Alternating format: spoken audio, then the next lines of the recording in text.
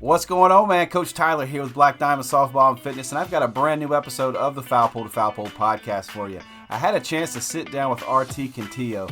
I got to pick her brain a little bit about coaching at Rhodes College, playing professionally with the Chicago Bandits, and even back in her playing days at Ole Miss. Check it out.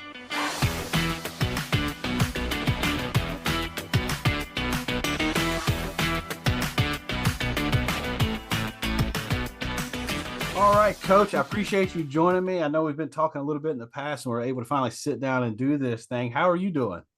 It's a snow day over here. It started last night and it's still going through. So I can't really complain because it's a little slower pace right now. Good. This time Yeah. of year, if you can catch a day or two that's a little bit slower pace, I guess that's a good Yes. thing. Yeah, I know. And it's actually really awesome. So one of our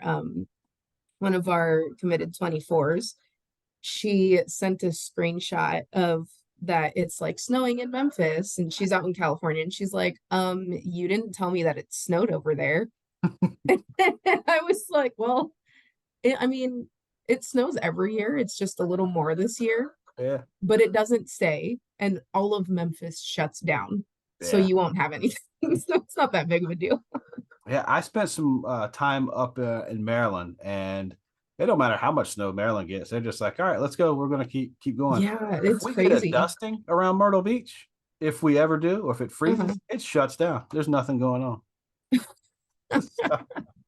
But yeah, I know Yeah, you're it's busy, and nice. I did want to have you on so we can talk a little bit about sort of what you've got going on right now, whether it's at Rhodes, whether it was with last line defense. There's a lot that you've got going on. You got your hands in a lot of different areas. So tell me right now, what are you most excited for leading into the spring?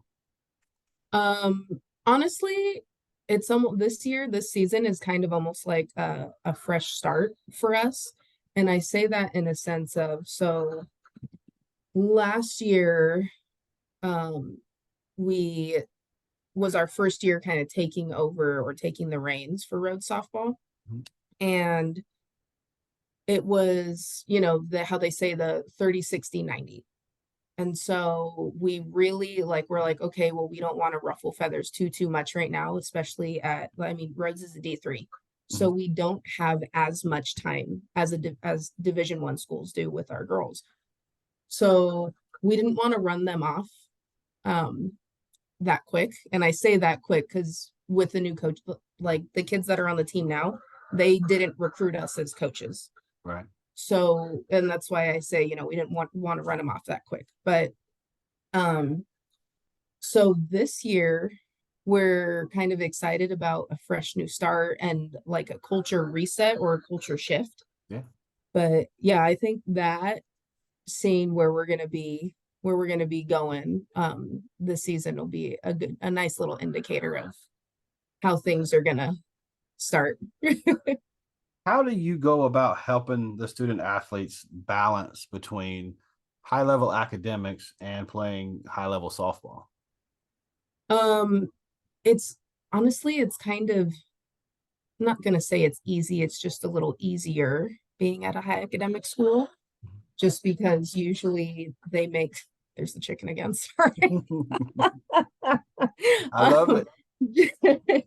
just because they're choosing a high academic school. Right. And so with that, like we have our study hours, we have midterm check-ins where it's literally just we give them a report sheet, a grade report, and we have them give it to their professors and come back. And then if we do have kids struggling in certain classes, then we give them a couple options to Mhm. how or like where they can go from where they're at and to try and improve or get a little bit better. And then they also then have to on their own write out a step by, it's almost like a business plan where this is what I'm going to do, this is how I'm going to do it, this is how I'm going to spend my time, this is how we're going to get there.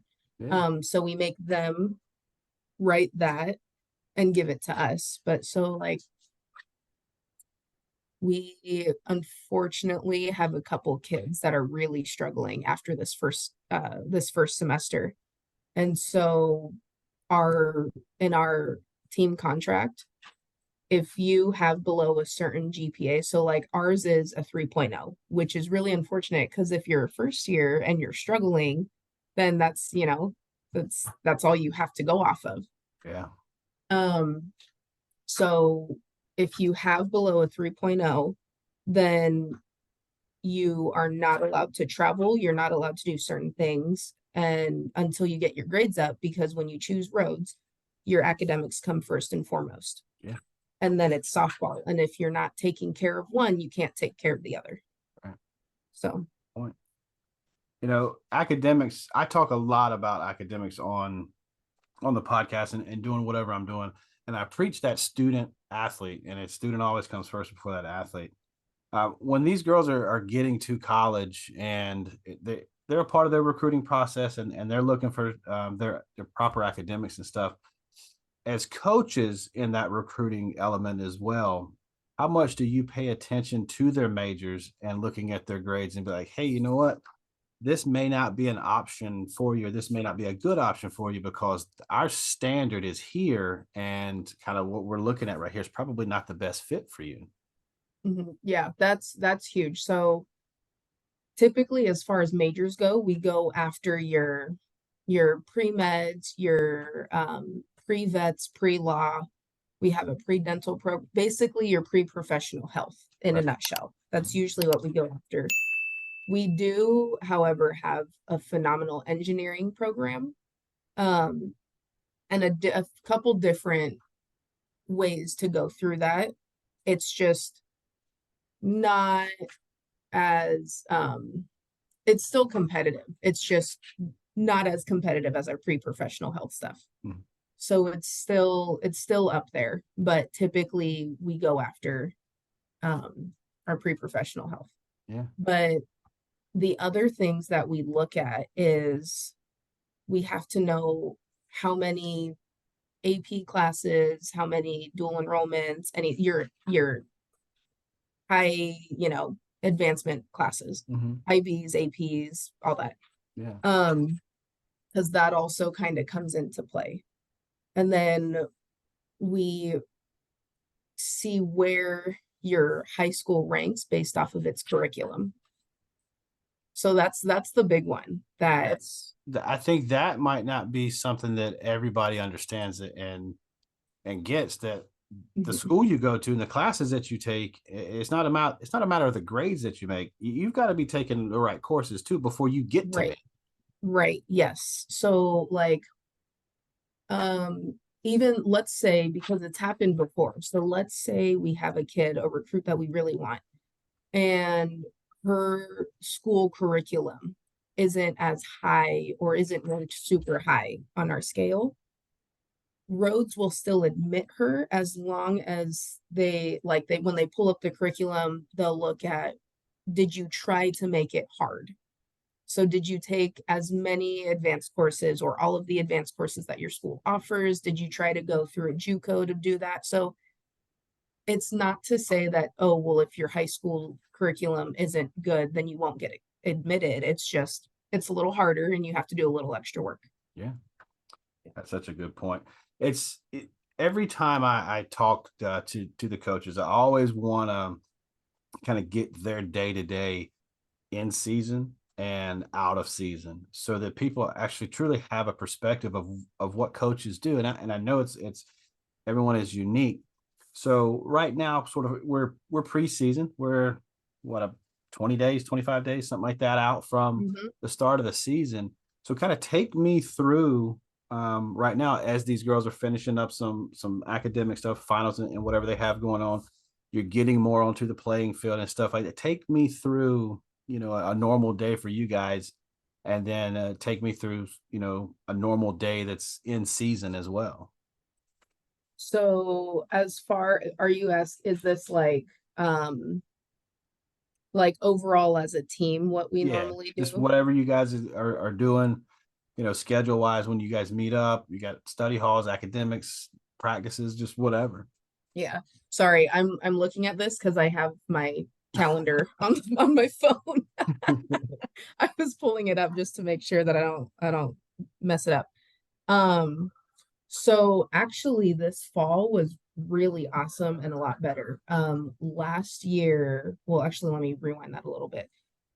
They had passed, I believe it was Prop 11, which meant that we had 8 more days of practice. It jumped up base. Hmm. It was really awesome. And we don't have a time frame to get it in.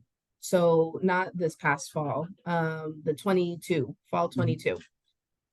We had 18 days to practice, essentially. I believe it was 18. Anyways, and we had to get it like fit it in within 5 weeks, 5.5 weeks. But it was mandated that we have like 1 week off, that they don't do anything. So basically how fall used to go for us was in August, like late August, people start coming on campus, or Hmm. mid-August. School starts, you have about a month of school, and then you get used to your routine, all of that. And then all of a sudden, we throw softball in, and it's a little chaotic for 1 month. And then you go back, you're in finals, and then you go back to all of that, right? So it used to be really hard to kind of manage all of that. And especially at a high academic, the well-being of our student athletes, like we had to really keep an eye on that. Yeah. But now with Prop 11 passing, there's no limit, like there's no time frame. So we started practice the second week that school started. So it started at the beginning, it wasn't just chaotic. And then Sundays and Mondays were off. Tuesdays, well, let me see. I don't know why I'm trying to remember this because I have it in my phone right here. So Tuesday, Thursdays, we would practice from 3:45 to 6:45. Wednesdays and Fridays, we would have 6 a.m. weights, and that's it for the day. And then Saturdays, we would have weights. We would have 9 a.m. weights, and then practice after. Hmm. So it wasn't anything super crazy. It sounds like a lot, but it wasn't anything super crazy. And it really helped a lot because we're no longer, especially on the 6 a.m. weights, and then they're done. Yeah. We weren't, for lack of a better word, we weren't fighting internships. So we weren't fighting for our girls' times or labs or anything that they had. Yeah. Um, and that was a huge, huge relief for all of us, because then the girls could do what they needed to do for school. The professors are aren't down our throats saying, well, no, and then we still get to work with our girls and actually do a progression Yeah. instead of, cramming everything. Is it um hard, do you think? Is it hard to get all the players there at one time at a practice? I mean, um do you have them there all the time, or is it something that, we onesies and twosies are at really clinicals and stuff? so thankfully the hospitals are like 15 minutes from Rhodes. And so clinicals really weren't that big of an issue with us. I think there was only maybe 3 that showed up to practice a little late, but when it's a little like literally like 20-25 minutes late, and then they jumped in. So this fall worked out great. I can't speak for the future or what that's gonna, mean, but this fall it was awesome. And then if they did, because there were a couple days where we only have one senior, and she's pre-med, so she has her, internship and all of that going on. But so there were only a couple days where she was like, hey, I have this to go to, like I have to get this done. And we're like, awesome, yeah, go do it. All we ask of them is to set up like a 30-minute one-on-one or 40-minute one-on-one to kind of make up for that time, or just to go through what we need to go through. Did you think, take me back to when you were 10 or 12 years old and you were playing the game, and it was nothing but fun, that you would get to this point and now you're coaching at Rhodes and you're trying to manage all this, you're trying to help nurture and mentor and bring on these young athletes and stuff, and then here you are. Um, no, I had no idea. I don't know how Yeah. you do it. I mean, we were talking before we started recording this, and you've got to, you say you're not that busy, but you got to, you got a lot of, I guess you call it pots in the stove or whatever Yeah. that saying is. I mean, I just, for me, I love getting to talk to you guys, and especially being able to talk to you because you've kind of been there and you've done that, and then now you're at this level where you're coaching and you're also running camps and clinics, and you've got your company that you're running too. You're focusing on outfielders. You got a lot going on. I mean, what gives you this motivation? Like, where do you find this passion from? Like, what fuels this? Um, Honestly, I think at this point, it's just all habit. Like, and I could not imagine myself doing anything other than softball, but I told one of my old bosses, I said, well, to be honest, I never wanted to coach collegiately. Like I tried it and I was like, it's not really for me. Never wanted to coach collegiately. I actually wanted to develop and help like the younger athletes to get to college because for me, that was a big thing. And I wouldn't have, I mean, I say I wouldn't have gone to college if it weren't for softball. However, my mom would say otherwise because she would make it happen. Um, but it was it just opened up so many different opportunities. Like I didn't think I was ever gonna leave Santa Ana, California. Yeah. Never in a million years. And then my older sister played for Georgia, and so she's 5 years older than me. So I saw her go out and play, like leave for Georgia, get to do all that. And I'm like, dang, that would be really cool. Like I can do something. Mhm. And so just to kind of circle back to the whole camps, clinics, all of that. Um, I guess really that I don't, like I said, it's all habit, but I guess it kind of just boils down to it's just so ingrained in me to want to help athletes that genuinely want it. I say genuinely want it because there are some that say, "Oh yeah, I want to do this," and then they have other things that kind Going of through the motions. yeah. Um, I don't know. but just to show those athletes that there's so much you could do with the sport. Like Yeah. you could go out of the country and play if you wanted after. Like there's almost no limit to it. Yeah. It's I love the popularity of the sport. I love the growth of the sport. And I talked to Coach Tony Rico not too long ago, and we were Uh-huh. talking about the progression through the last few years. And he said it and too. He's like, man, Tyler, if me and you had the money, there would be, a professional league, however, how we had to do it, whatever we had to do to make it work, we would put the money into it and let's get it done. I Yeah. absolutely love the sport and I love the game. I do want to ask you about your recruiting journey because Hmm. every journey is unique. And talk to me a little bit about the ups and the downs that you had to go through because these young athletes that are listening to this and parents, maybe their situation is similar to yours and look where you ended up. Yeah. I know recruiting's really different now. Like social media is huge, video is huge and all that. When I was being recruited, I am honestly not sure how many colleges actually had softball at that point, but I played for Marty Tyson. Mhm. Um, yes. I, I know Marty. So, and I always say, Marty made me as an athlete. I always had the little competitive edge, but as far as like development and all that, Marty made me. Um, and then I actually finished out with Rob Weil when Rob and Bruce were still coaching together with SoCal Athletics. Wow. Yeah, so it was just easier for my parents since they were Mhm. both, doing their own thing and all of that.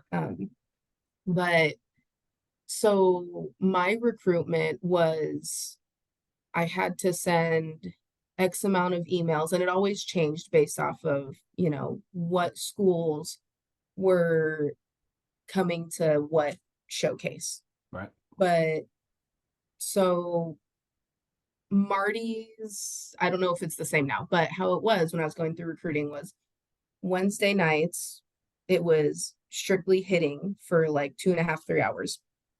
And then Saturdays, we would have 8 hour practices.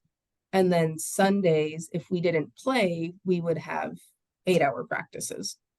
And so he focused so much on this is how you do things. This is when you do this movement. This is like, so he literally broke everything down to the muscle without realizing that. I mean, I think he knew he was doing that, but he Right. wasn't, you know.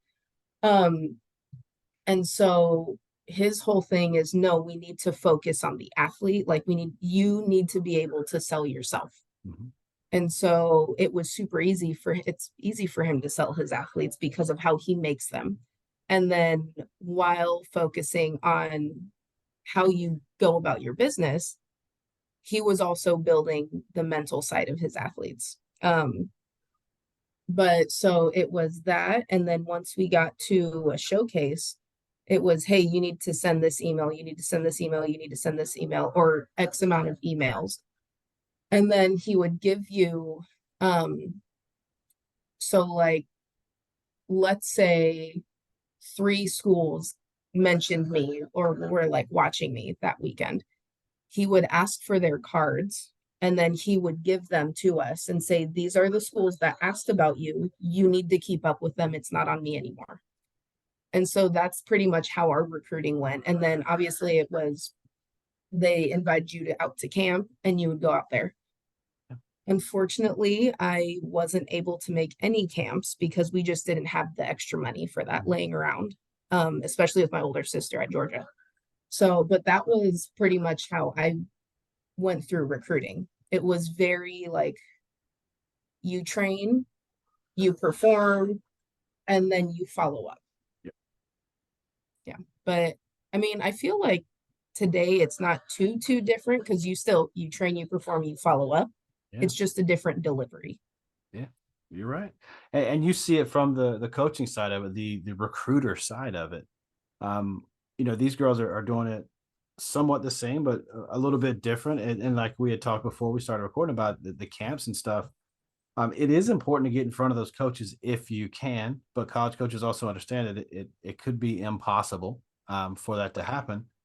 What is the best way for an email to jump off at you personally? I know that subject line is almost like a thumbnail, if you will. It's like, okay, Mhm.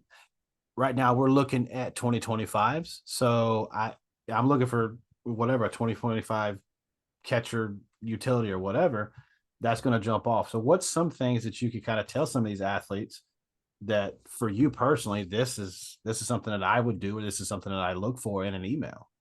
Um, I'm about to laugh because I feel like I am not like I don't look at or I say I don't look at emails like most coaches, but I genuinely do feel like that because we're one of our 24s that's committed to us. I literally started recruiting her because at the end of every email, she left a joke. And it was the driest joke ever. But she would leave a joke at the end of her emails. um, Another one. So I actually one piqued my interest just because every email that she sent, it was like she took the time to write it out and it was always something personal. It wasn't like a short paragraph and then another short paragraph. It was like everything she's doing, the classes she's taking.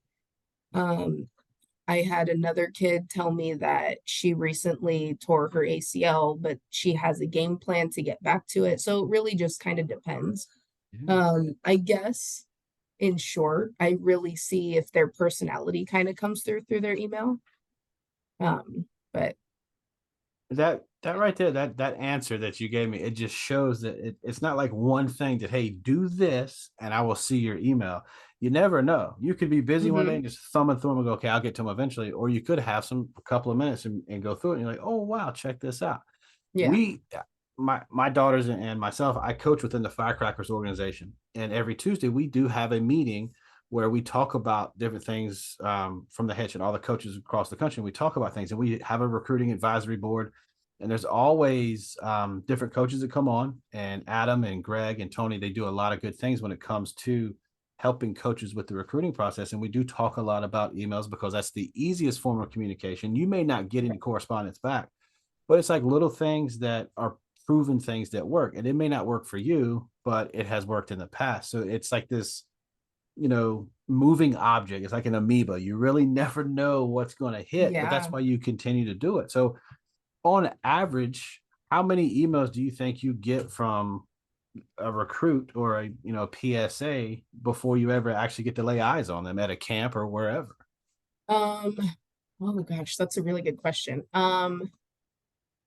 I would say I probably get about 10 on average. Mm-hmm. Sometimes it's sooner, sometimes it's way later, Yeah. depending on obviously where they're at, but what team they're on, where they're going, but yeah, I would say on average about 10 emails. And that's not even me, like some of them I don't reply to Mm-hmm. because and I don't know if some other coaches have told you, but like for us, sometimes we won't reply even if we're interested, only because we're like, okay, how long will it take until they email again? Or how interested is this recruit?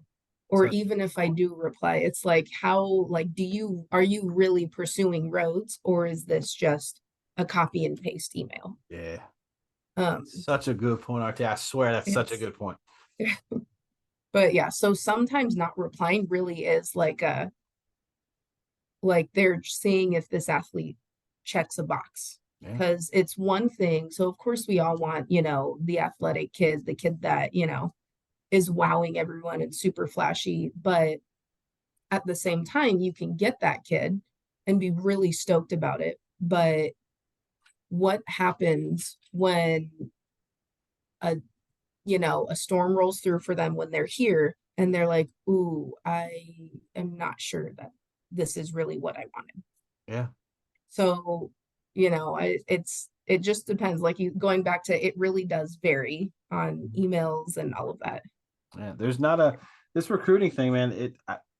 There's a lot of luck involved. There's a lot of persistence involved.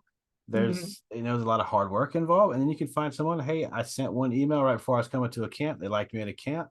Before I knew it, there was an offer and we kept working and boom, that was it. That doesn't happen all the time. I mean, No, very yeah, rarely does that ever happen. So stop thinking that you're going to be the one that it happens to and right. go through it. I mean, stay consistent with it. I think today I put out a little podcast daily talking about be consistent.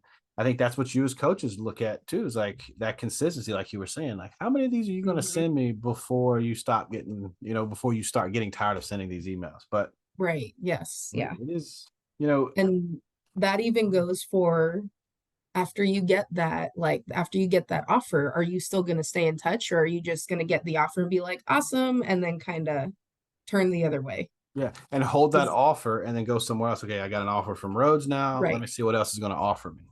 Right. Yeah. Well, you got to play some college ball back in your day, and you were pretty doggone good at it. Take me back to your college playing days. Give me something that it will always stand out in your mind during your playing days at the collegiate level. um, so I actually had to write something down because I don't normally like to talk about myself. It's And I'm hard, like, isn't it? haha, okay. I hate doing it too. Um, um, so I will say hold on. See, this is why I have to write this down. Big thing, I will say the big thing that I will never forget is when we beat Florida at Florida too. Mhm. So when I was sold on Ole Miss as my class will be the building blocks for the foundation that is to be. That's So I was sold on a foundation at Ole Miss. And so it was we went through the trenches. I'll just say that. We went through the trenches on trying to turn a program around just collectively as a team. yeah. And so I remember beating Florida. I believe it was my junior year. Florida at Florida. It was either junior or senior. Honestly, I don't remember details. I'm just like, yeah, we beat Florida. um, and then the other thing that I will never forget, there are two things. One was when I went to go do a sneak, but these are completely, you probably wouldn't think that anyone would remember something like this or that it would stand out. I went to go sneak bunt. Don't remember who we were playing, but I went to go sneak bunt, and the pitcher was throwing a rise in. So it nicked my bat and smashed, like hit me right here. And I didn't like wearing face masks. So I chose not to wear the face mask on my helmet Mm-hmm. because I felt like I couldn't see. Mm-hmm. So it hit me right here. And it was almost like I felt it, but then I didn't. And I was just bent over, and I feel a trainer like run, like, touch my back. And I have never stiff armed someone so much because there's so much adrenaline going, and I'm trying to make sure that it keeps going so I don't feel my face. Yeah. So I like stiff armed her, and I was like, don't touch me. And I stood up and I was like, I'm okay. And I turn around, and I looked fine. And she's like, can you see me? Am I blurry? And I'm like, no, no, no, I'm good. And so I ended up finishing my at bat, finished the whole game, all of that. The following week, we were playing Arkansas. So this was my senior year. The following weekend, we were playing Arkansas at home. And um, earlier that week, I don't know if you know who Coach Pooch is, Mike Pernicero. Mm-hmm. Yeah. But so Coach Pooch just kind of asked me, like, hey, are you like, are you interested in playing softball after you graduate, like after college? And I did kind of one of these because I had no idea there was professional softball. And so I was like, that sounds really cool. Like, yeah, sure. And so I was like, okay, okay. And so next thing like I'm going through this week, and my roommate asks me, like, hey, what did you eat for lunch? And this was maybe 2 hours later. And I kind of looked at her and just couldn't remember anything. And she's like, I think you have a really bad concussion. And I was like, no, no, no, I'm okay. Like, I've been going to workouts, I've been going to classes, like I'm okay. And she's like, no. So I had to take the impact test again. I scored 30 points lower on everything. And I just started like breaking down because I'm like, oh my gosh. Because I was told that the MPF commissioner was going to be at our series against Arkansas to see if it would, like, if I was up to par with putting my name in the draft. Yeah. And so I like broke down after I took the impact test. And then the doctor like looked at me and he goes, you've been going to, like, have you been getting headaches? And I'm like, no, I feel fine. Like, I feel fine. And he had me sign something saying that I had been doing everything already. And, like, I am not showing the normal symptoms of having all of that. And he's like, okay, because the only way that I'm going to let you play in this series is if you sign this waiver and you check in with us twice a day. Yeah. And I was like, okay, I can do that. But yeah, so it was, I ended up being fine and playing, but I was like, wow, I almost did not Yeah. get that chance. Like, she would have left if I wasn't on the field. Yeah. But yeah, I will say those are the two things that I remember from college. Well, luckily for you and for us, for that matter, you did make it and you did play professionally. Tell us the difference Yeah. between playing professional ball and playing collegiate ball. Um, man, I want to, I'm relating it to having your own business. So when you work for a company, you have, you have, you check in with us twice a day. And I was like, okay, I can do that. But yeah, so it was, I ended up being fine and playing, but that was, I will say those are the two things that I remember from college. And you, when you work for a company, everything's laid out, it's structured. They want you to do this, they want you to be here, they want you to do this, this is how you do it. When I got to Chicago, obviously you're there to play softball, and you have our practice, and then for the first week we had Hell Week. So it was practice and then immediately to work out. And they were all great, but equally horrible. You had your speed days, your power days, and then your endurance days. And honestly, as much as I love power days, that one always got me. Like we had hard workouts in college, but I have never had a workout that after that, I literally sat in the car and I was just like this. It's like, Put you in zombie mode. yeah. And Elisa Goller was driving, and I looked over and I was like, I'm so glad I'm not driving. Just but I say it's like owning your own company, because you have to be so disciplined with what you not even just need to do, but what you want to do. So like my little note that I put down was, it could be as intense or as laid back as you want, based off of how you spend your time. Yeah. So they give you they provide or provided, I don't know what they do now for Athletes Unlimited, I'm assuming the same thing, but they provided us with like a gym membership, all of that. We had cages that we could go to, and then they did like lunch with a bandit or stuff, like just different things around the community. So it was really awesome. But you could you could spend X amount of hours in the cage and then go to the gym or do this, or you could go check out Chicago on your free time and see Wrigleyville, which I did that. But then I was like, all right, if I'm going to do this, that means I have to do this tomorrow. It was like a give and take. So, but they weren't kidding when they said, no, the game does change a little bit. It's a lot faster. It's a lot more intense. And especially when you're playing with, I don't know if Tammy Williams, she's not in softball anymore, but she's like, yeah, she'll yell at you in your face if you mess up, and I bet you won't ever do it again. And it happened to me once, and I was like, never again. It's like, don't worry. You got the chance to play with some of the best athletes in the world when you were in Chicago.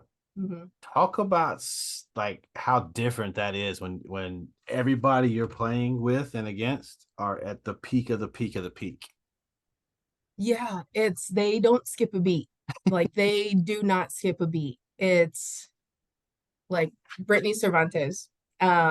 She spent almost every day in the batting cage with Black Betty. And I remember going up to her and I'm just like, how do you hit Cat Osterman? Like, how do you hit Cat Osterman? And so she like adjusted something, and it literally it was her curve, and she goes, you need to hit where the ball's going to be. And it sounded easy. It sounded so easy. And I'm like, all right, cool.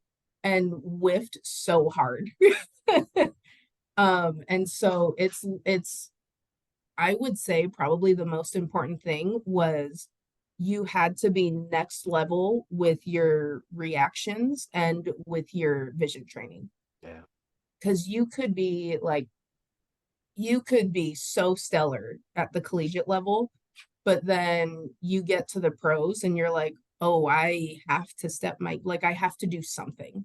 Yeah. Because this college ball was great and challenging, but it's nothing compared to, because that's all they want. They're like, no, I'm here for softball. And they obviously they were assistant coaches, they were in grad school, they had their other jobs.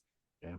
But I mean, to me anyway, it seemed like they had all of these things, and then softball kind of then became that I don't, this is where I'm going to be. I don't have to worry about that. So it was almost like um it was strictly just for fun with a ton of competitiveness thrown in there. Yeah. So it was like they were just going through I like to say it like travel ball when you find out or when you figure out that you really love the game. You're like, "Oh my gosh, this is fun." It's like they got to feel that all over again. It was almost a reset. Yeah.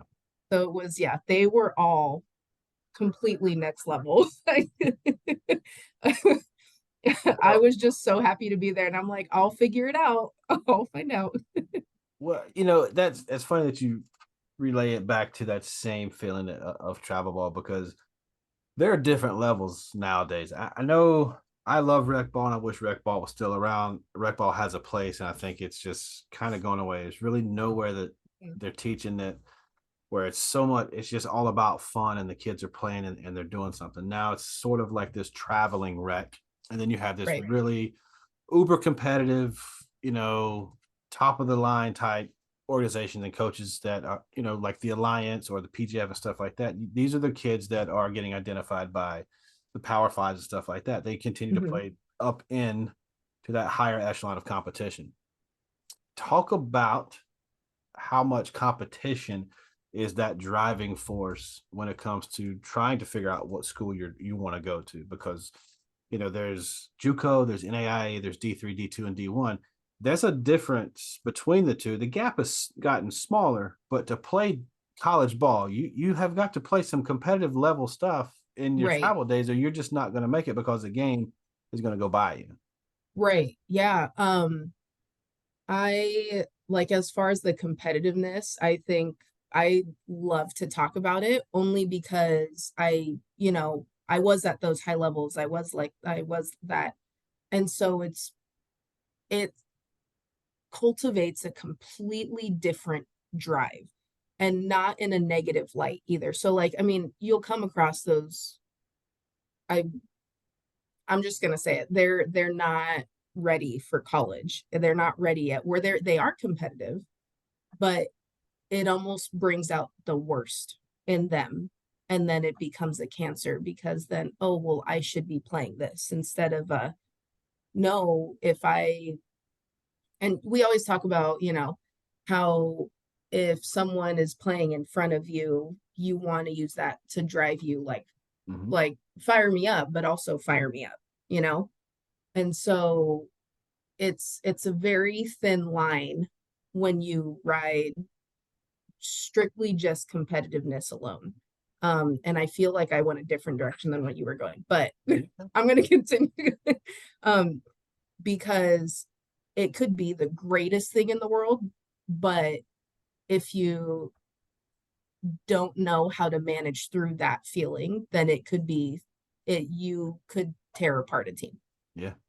That is a great point because you'll have a team of say 10 or 11 ball players at the 10U 12U level and Mm-hmm. they're really good. They're competitive as heck.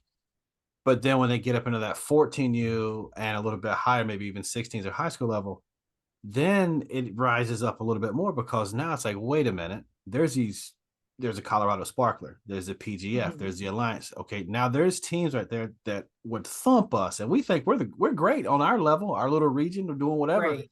But man, there are teams out there that's rocking 16 players, and they're all at this different level because they've been doing this level. Because I don't know what it is about Southern California that's like a hotbed for softball. But those little teams that come out of there at 10U and 12U, by the time they hit that high school level, they're out there competing against some Yeah. D3 schools. Yeah. Yeah. But I mean, there is a whole nother level of ball. And I always try to tell these girls, I don't care how good you are, there's somebody that's better than you, and there's another team out there that's better than you. You need to try to chase that competition if you want to go play college. I don't care what college Mhm. you want to go play ball at.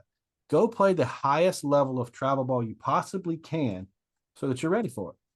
Right. Yeah, absolutely. And I know, like, for instance, last spring, Wallace State beat Auburn I think they beat LSU, but they beat a ton of like high level Division 1 teams. Yeah. And then all of a sudden you're like, holy cow, where did this JUCO come from? Yeah. So there really is a lot to say about really look and going back to, is this the school you really want? Because did you really look into it? Did you see how competitive our conference is or how competitive our schedule is? And do you fit that?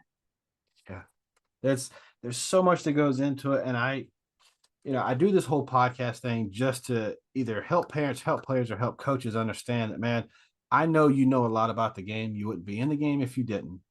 But there's so much more that you don't know. There is so much that I don't know. That's why I talk to people like you, because you've gone through this experience and you see it from this angle. I can't see it from your angle. I never will be able to see it from your side of things. I never get your perspective on it. That's why I ask you these questions. And that's why this stuff is popular with it. It could be when the cleats come off. It could be 7 innings. It could be any of these softball podcasts. Listen to them and listen to these people talk about it, because they've either lived it or they're living it right now. And like, listen to RT talk about her playing days compared to, maybe just 10 years ago to where it is now. It changes and evolves. And if you're a coach from 20 years ago, Right. you've got to evolve too. Social media, Yeah. you mentioned that earlier. Social media has changed. It wasn't a thing when you were going through and getting recruited. No, I mean, so Twitter, I don't know if it was the year they, you know, um, Twitter whatever. I'm so sorry. I'm trying to find words right now and my brain's going ping, ping, ping.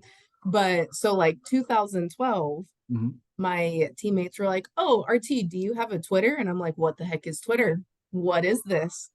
And so they actually made my account for me. That's why my handle is RT Chuck, because I'm who they made it for me. um, but so Twitter was out in 2012, Mhm. potentially 2011, 10, all of that. But that's Yeah. when we knew about it, right? And that was like, I couldn't tell you what it was used for because I'm like, oh, well, what am I supposed to do? Like, you want me to tweet my thoughts? Yeah. I don't know. I'm good. I'm good. And now a lot of like, that's if you're really interested in a recruit, I'm like, what have you tweeted? What have you liked? What are you, like, Yeah. what are you almost attaching yourself to on different things? So You can learn it's, a lot about their personality from their social media. yes, Sure. yes, yeah.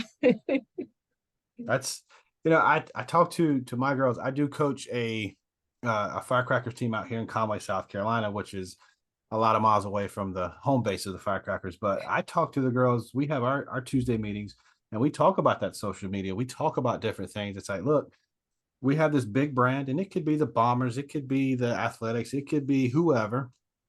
But that's the big brand. You have your own small brand within that big brand, because we have a team that's a brand. So everything is a brand. And like you're talking about being a Mhm. professional, you start being a professional right now, because somebody's going to look at it. And you could be looking at a recruit and go, you know what? She's got some bad stuff on her TikTok, or she's got some bad stuff on her Mhm. Twitter. Like, I just don't want to bring this girl on. She could be the sweetest, most kindest person, straight A student, can hit home runs for days, but I just don't want her brand to affect my brand. And I'm just not Right. going to do it. Yeah, that's huge. I don't have a TikTok. I don't care to have a TikTok, but I still somehow find out about certain recruits' TikToks that they have. And it's funny because whenever I can't say all coaches, so like there are plenty of coaches though out there that if ever, whenever they have any type of downtime, they will literally go through and try to figure out who this recruit is or what, like if they have the Midas touch, are you worthy of coming here? Like, Right. are you taking care of everything? School, yourself, like your own brain, your body, all of this. Yeah. Um, and like we will find it. We we will find it. You got to. At the end of the day, these PSAs, they got to understand this is that coach's livelihood. This is their job on the Yeah, line. So they're going to yeah, make sure whoever they bring in, I want them there. And of course, some yeah, sneak through the it's cracks, of course, but still, it's tough. absolutely. But yeah, it's our little sacred circle. Yeah. And you have to be, so it's a two-way street. You have to be worthy of coming in, and we also need to be worthy of taking care of you once you get here Yeah. in every aspect. Yeah. But That's yes, it becomes that you right before the season really gets going, and then probably the last week or two when the season sort of ends, it's like that's all you guys have. It's like you put that shell up and boom, this is us. During that recruiting process and stuff, you kind of let some people get a sneak peek of whatever you guys are doing, but boom, once the right. season starts, hey, we're locked in. This is us. I won't have any time to do any type of recruiting. I try every season, it never fails. I try, but then I'm like, nope, my brain needs a break. I can't. I can only imagine. I swear. I try to do as much as I can for the athletes that I have, and I have a few that they do have aspirations to go play at the next level, and then I have some that leaving the door open. They're 50-50. If it works out or if there's an opportunity, then maybe we'll look at it. But it's not like this die hard. I have to, and I tell the players like, look, if I'm not the coach for you, or if you're looking for a higher level, I will do everything in my power to facilitate you getting on someone else's team. I know a lot of coaches, and if you want to play at a higher level than what I'm at, get out of the nest. You know what I mean? That's Yeah. kind of the realm that I'm in, but I'm just trying to learn. And I hope more coaches do like what you've said. It's just it's a process. Understand that it's a process, but we don't recruit 24 hours a day, 7 days a week. We have a Yeah. team that we have No. to coach. Right. Exactly. Yeah. And like I have a couple that I know for a fact I'm gonna get emails from them. And it's a good thing. Like I'm happy to get emails from them. I probably won't reply to them until like 3 weeks later, Yeah. if that, like the earliest. But kind of going off of that, and my brain kind of clicked when you said the word opportunity, because honestly, I know recruits have a lot going on during season as well, unless I say during season. Some play high school, some choose not to play high school, some play high school ball in the fall. Like I know there's a whole bunch going on. But when during our season is almost their time to kind of get in our faces a lot more, because we're just going through. If we see the same name over and over and over again, we're going to open it, we're going to reply to it, we're going to do, like we're going to look for you. Yeah. So I highly recommend recruits email and find their opportunity, or more of an opportunity, or anything like that during spring. Yeah. What's funny is that you mentioned about the name. I just did a video on how to write an email. And of course, there's more than a million ways to write an email. But my point to drive home in the video was get your name in that email as many times as you can. Of course, your email should have your professional name in there. So that's once. In the subject line, you need to have your name there too. But when you're going to send over an email, might as well put some video clips in there. So at the top of Yes. it, you put a couple of links. Make sure your name is in those links. And then when you send it, why not send them your profile sheet as well, just so they can have something quick to look at as if they were going to a tournament, had it. So there's about Yes. 5 or 6, 7 different ways that they're going to see your name, and they see it so many times. So the next time you send them an email, that name is going to pop up. And just like you said, it's human nature. Be like, wait a It's minute. So it just continues to pop up. There's like little Yeah. tricks and little things that you can do that might give you a competitive advantage. But at the end of the day, you got to perform when the lights are bright. Oh yeah. I will say I do open every email that tells me that they've attached their transcript or their unofficial or a Yeah. screenshot. Because I'm like, ooh, because if I see that, I at least have an idea of what academic tier you fall in for Rhodes. So like, and I told one of my really good friends, she's my best friend. And I laugh at that because we met 2 years ago, maybe. And at a softball, she coaches travel. And we just started like joking around, talking. I maybe kind of forced her to host a showcase because there are already a ton of coaches out there. But then like later on, I was like, I think you're my only friend right now. But that's why I laughed. So my best friend, Holy cow, my brain went one way and it never came back. Um, this is why I have to write things down. I didn't write anything down. Maybe it'll pop up another day because my brain is just like whoop, and I didn't reel it back in. Got too much going on. I You got too much. That's why I write notes the whole time too, like you do. I know. I was looking for a pen because I'm like, I really need to write things down or else I forget.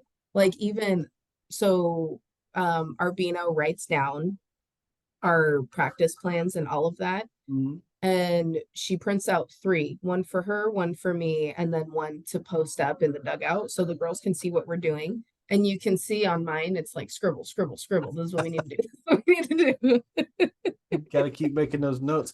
I try. Hey, look, Yes. I try to plan out on a Sunday what I'm gonna do for the week, and by Monday afternoon, it's completely gone. Eh, So Mhm. I'm with you on that. I tell you what. Do you know who Tony Medina is?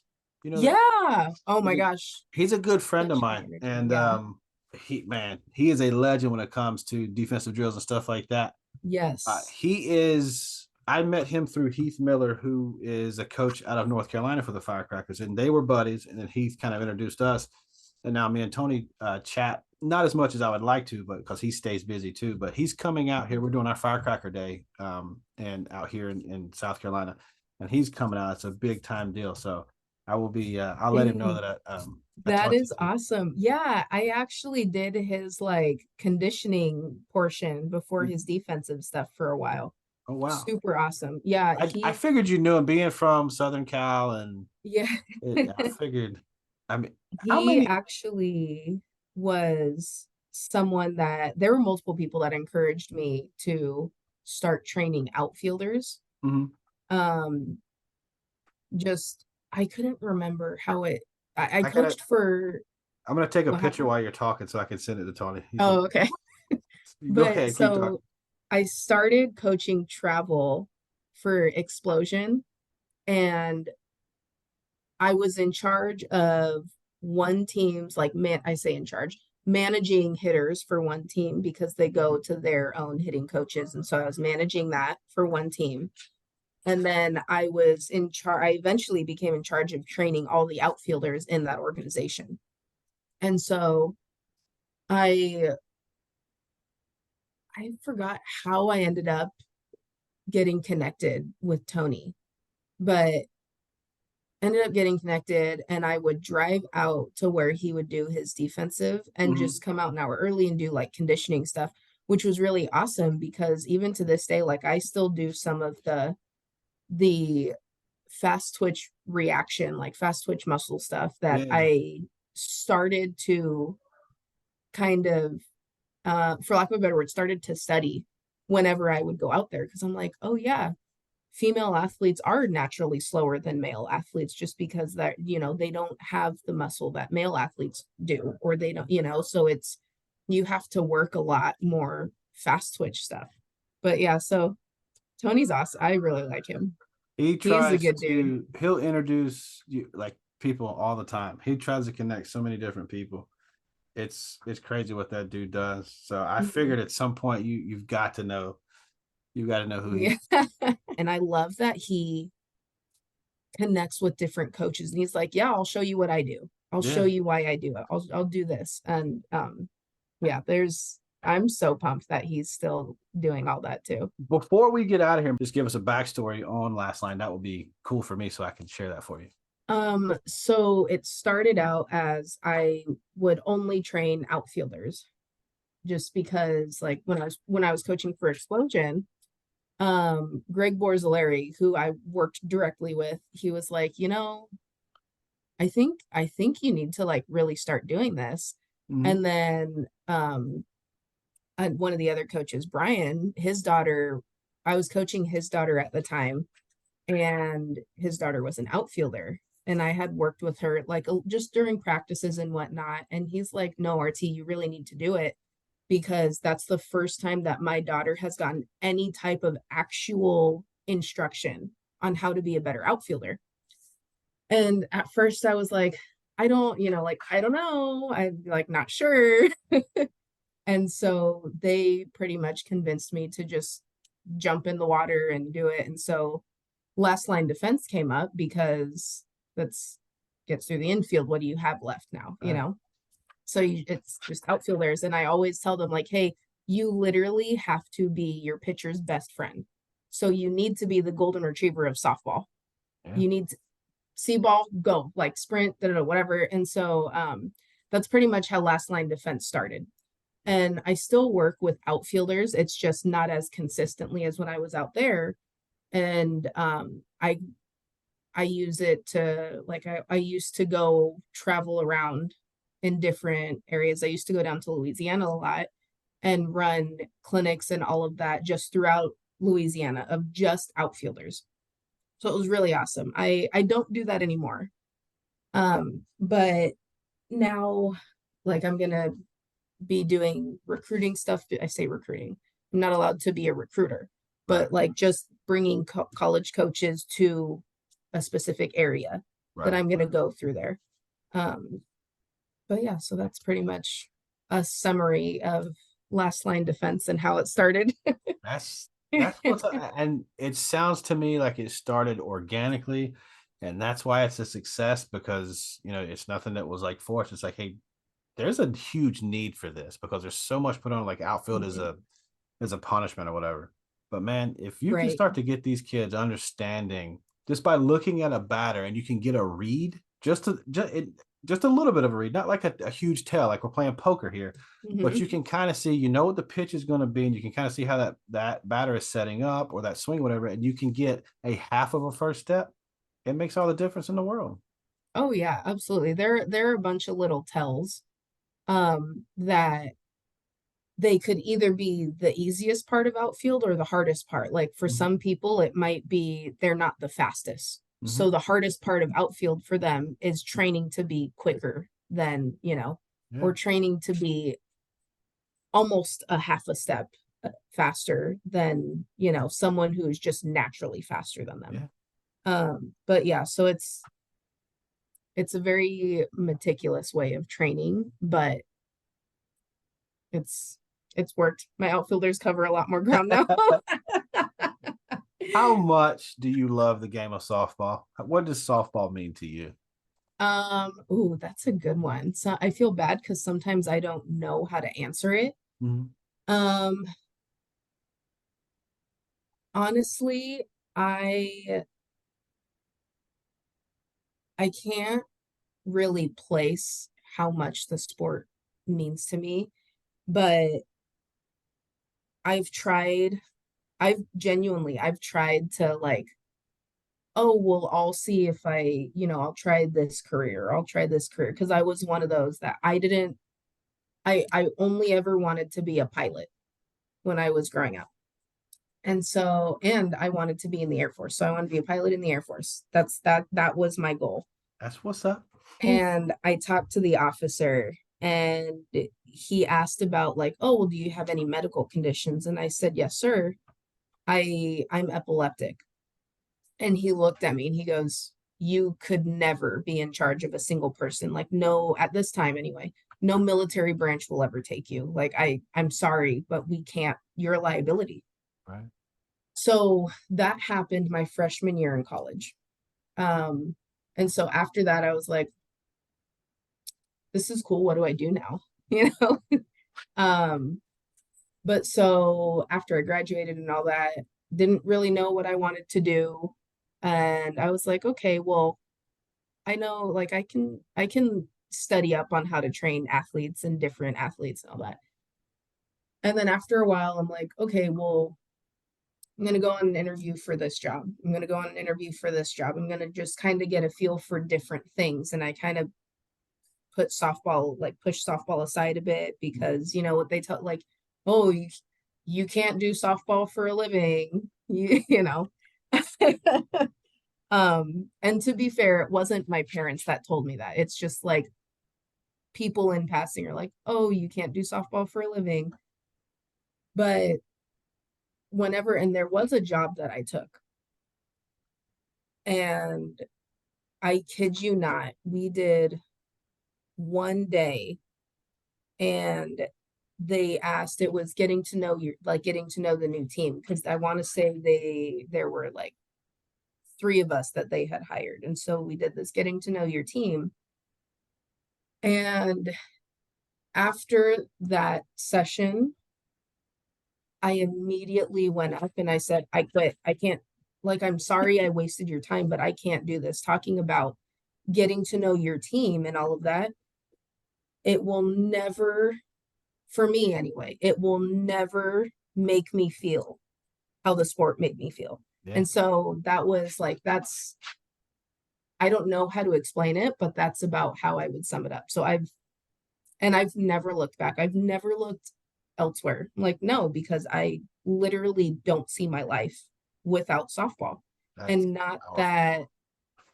not that that's like, I don't want that to come off like unhealthy or anything, No, because no. I could totally see that could be. That's some powerful stuff though, man. But That's the passion. It truly yeah. is. And And you even can on see it. days that are really hard, I'm like, Yeah. it's it's better than doing something I don't love. I feel it on a smaller level than that. I've never played the game. I was in the Marine Corps from 2002 to 2012, and I didn't get into it until my kids were old enough to start playing. So I think my oldest one now, she just turned 16. So she started playing when she was like 5. And then my middle child, she started playing when she was like 4. And then I got Mhm. my youngest one that's 10 that she don't even play. But I was like, you know what? I'm jumping into it just like they are. And Mhm. it got to a point too where my middle one was like that. The only thing me and you ever talk about is softball. And I was like, wait a minute. So I had to back off a little bit, but they get it, man. I do the hitting lessons, stuff like that. I do the Yeah. podcast, and I'm just trying to learn as much as I can. And they love it too. It's funny. They'll ask me, who do you have coming on this week, or who are you talking to this week, or they love it. But it's something I had to learn how to separate it from them because this is my own thing, and then Right. they have their own thing. But I don't know what I'd be doing right now. I swear. I mean, Mhm. you go from And being you go from being a Marine to now here we are. You were talking about like back in like 2012, 2011. I remember I was in this little town called Korean Village, and I had to get Facebook. I didn't know what Facebook was, but I had to get Facebook because I had MySpace. I had to Mhm. get Facebook so I could see pictures of my kid. So that's how I ended up getting Oh. Facebook. So that's how my Facebook Uh, journey started. I think it was back in 2011. nice. I don't know when I got Facebook, to be honest. But real quick before I forget, because we both know that'll happen. Um, so that instance when I quit my non-softball job, my quote unquote real career, real job, Exactly. um, that was the third time that something like that has happened. And so my first time is I was like 11 or 12. And one day I looked at my mom and I said, I don't want to play softball anymore. Like I want to experience what a kid is like. Like I want to go to I miss all of the sleepovers and I miss all of da da da whatever. And she looked at me and she goes, okay, but you're not going to sit around and do nothing. So you need to pick another sport. We just won't be as competitive with it. Yeah. And I said, okay, cool, I'll play basketball. So she signs me up for YMCA basketball. And the first weekend, so I had already been to it like maybe 2, 3 times, right? To a practice. And the first weekend, we're driving to practice. And just kind of looking out the window and I see a softball field and I go, Mom, I want to play softball again. Like I miss softball. She got so mad at me because she's like, are you kidding me? We just signed up for YMCA basketball. Tryouts had already just passed. And she goes, you know what? You can play softball again, but you have to wait until summer because you're going to finish out YMCA and then we'll find a tryout that's happening. But we're not doing this back and forth. So you have to pick one. And I'm like, okay. That is um, awesome. and Oh, man. then the second time, I didn't quit the second time. So it actually happened when I was in college, and it was my sophomore year, and I was probably just going through a sophomore slump, but it kind it kind of dominated my life. Like I was struggling with classes and everything.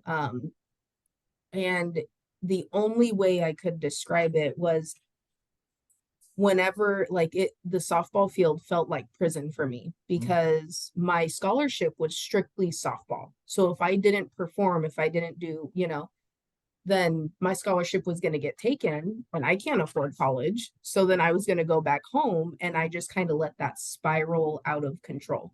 Yeah.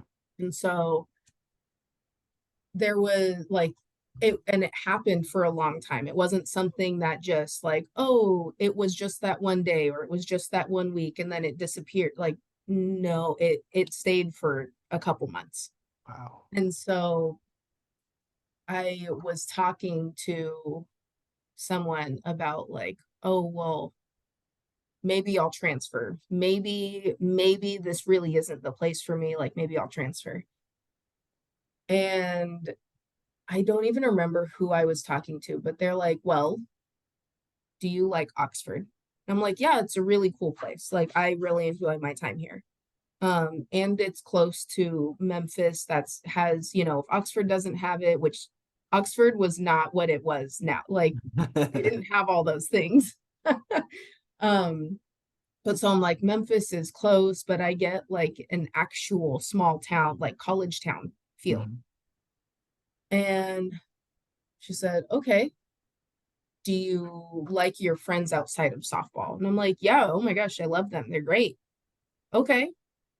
Um, do you at least enjoy one or two of the classes that you've had so far? Yeah, like I do. And she goes, okay, so why are you wanting to transfer? And I'm like, I see what you did there. Like I'm there now. Um, and so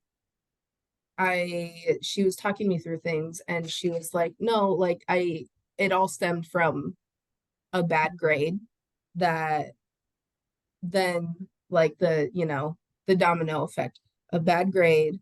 I got into an argument with one of my friends and then things got a little weird. I was struggling with softball and then it just like spiraled out of control to where I was like, maybe I'll just leave. Like, let me, I'm going somewhere else. But once I kind of like peeled some layers back, I was like, oh, have I have no problem with softball. I just didn't know how to control my emotions when I didn't do as well as I want to or like had trained for or anything like that. I love Oxford. I love the area. I love the people. My friends are really great. I'm really enjoying my classes. So it was a very slow, like it was almost a reality check. Like, hey, you have to figure out how to solve this and you have to work from the first step. So it was that career, me quitting my real job was the final like, yeah, I don't think I couldn't see my life without softball. And you know what? There's a lot of girls that either they're in college or getting into high school and they get to that it almost might be like a burnout moment where it's just like Mhm.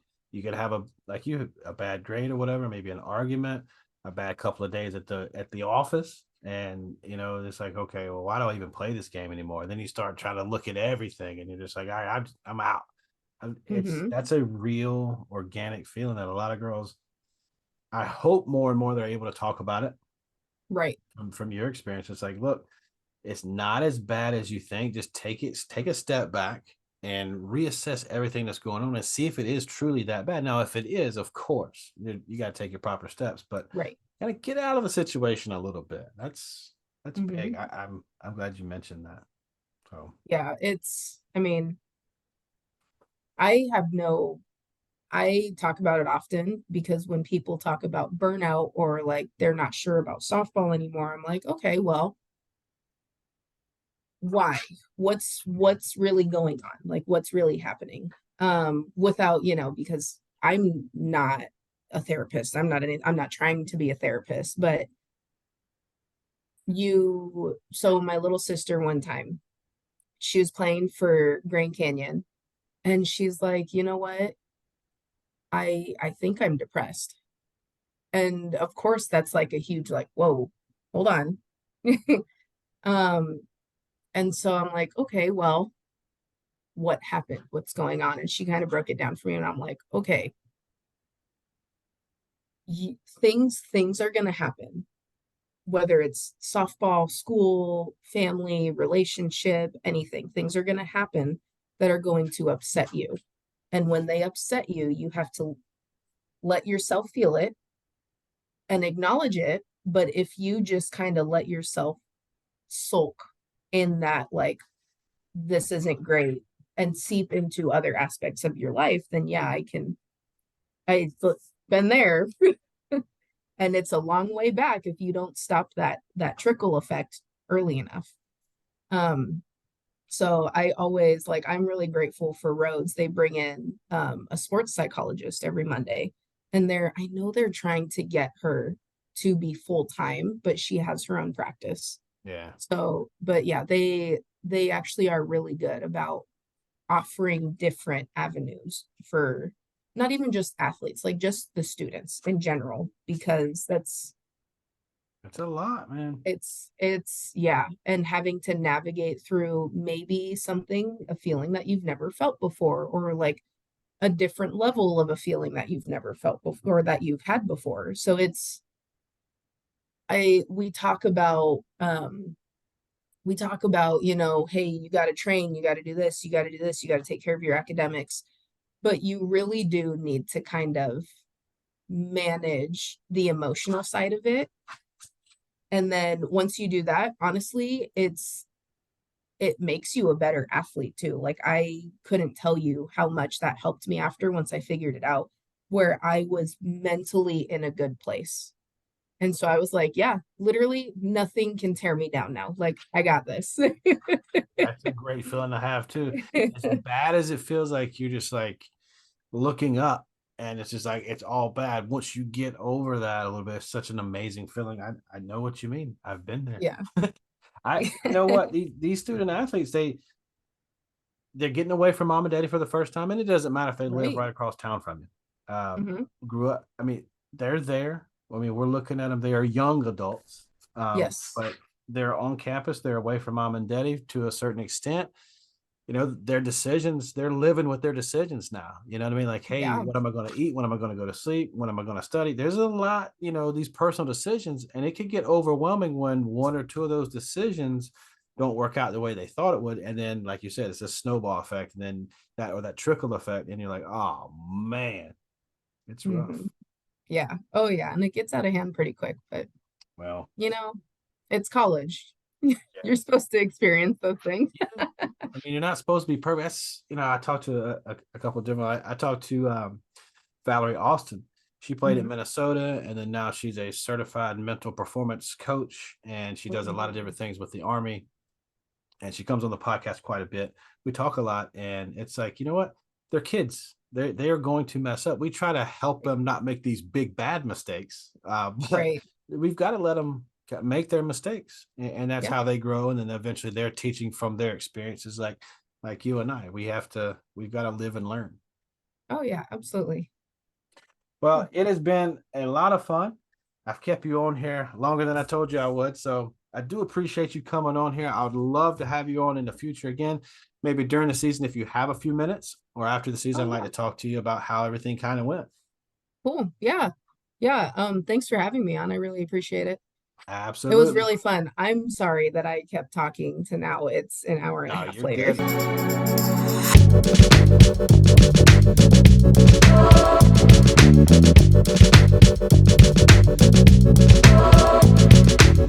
Good.